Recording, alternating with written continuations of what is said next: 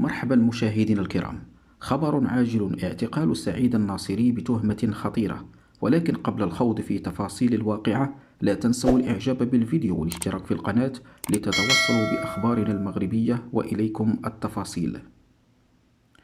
أمر الوكيل العام للملك بمحكمة الاستئناف بالدار البيضاء مساء الخميس 21 دجنبر 2023 بإيداع سعيد الناصري رئيس نادي الوداد الرياضي لكرة القدم بسجن عكاشة ومتابعته في حالة اعتقال.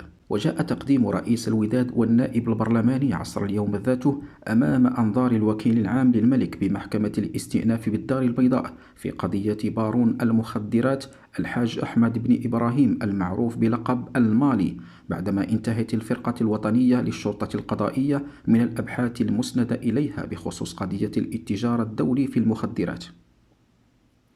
ويذكر أن 26 شخصا تم تقديمهم أمام الوكيل العام في الملف ذاته، بينما أشخاص في حالة اعتقال، والذين سبق أن تم إيقافهم من طرف الفرقة الوطنية للشرطة القضائية بتهمة الاتجار الدولي في المخدرات.